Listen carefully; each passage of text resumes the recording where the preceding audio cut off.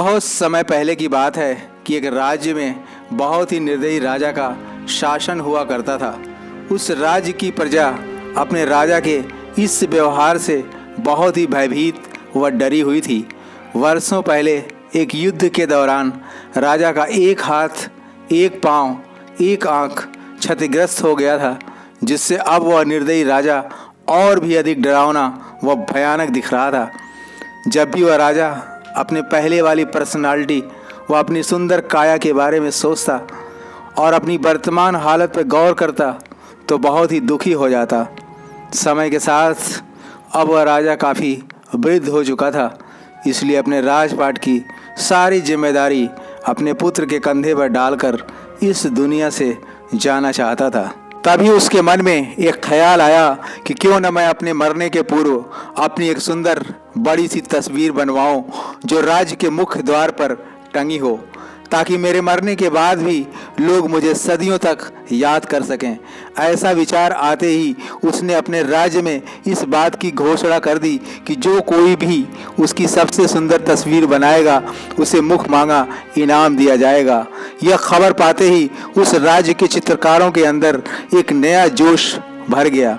हर एक चित्रकार उस राजा की सुंदर छवि बनाने को उत्सुक था, लेकिन उस घोषणा पत्र की अंतिम 2 लाइनों ने चित्रकारों के अंदर डर व खौफ भर दिया था, जिसमें लिखा था कि जो कोई भी महाराज की सुंदर तस्वीर बनाने में असमर्थ होगा उसे सजा के रूप में मौत के घाट उतार दिया जाएगा।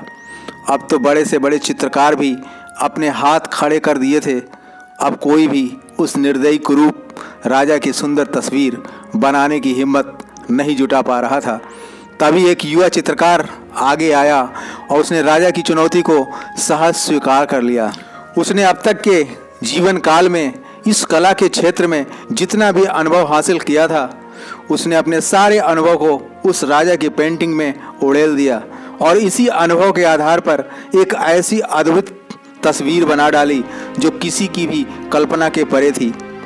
उसने पेंटिंग में राजा को इस तरह दिखाया कि राजा शिकार पर है, वह एक आंख बंद करके निशाना लगा रहा है और ऐसी हालत में उसका एक पाँव, एक हाथ भी नहीं दिख रहा है। जब राजा के समक्ष उस चित्रकार की कृति को प्रस्तुत किया गया तो उसे देखकर राजा अति प्रसन्न हुआ और उसने उस चित्रकार को ढेर सारा इनाम देकर विदा किया। दोस्तों, हमारे सामने जो भी अवसर आता है वो चुनौती के रूप में ही आता है। अक्सर हम घबराकर उस अवसर को गंवा देते हैं और बहुत बड़े लाभ से वंचित रह जाते हैं। उस चित्रकार ने मुश्किल घड़ी में भी उस अवसर को पहचान लिया, अपने आप पर संयम रखा, अपनी कला के अनुभव को तस्वीर के एक एक हिस्से में पिरो दिया, जिसके एवज में उसे बहुत सारा पुरस्कार मिला। अंत में मैं यही कहना चाहता हूँ कि यदि हम भी अपनी प्रतिभा व कला के साथ न्याय करें तो वह सब कुछ हासिल हो सकता है जिसकी कल्पना अक्सर हम सपने में करते हैं। इसी विचार के साथ आपका दिन शुभ हो। जय हिंद, जय भारत।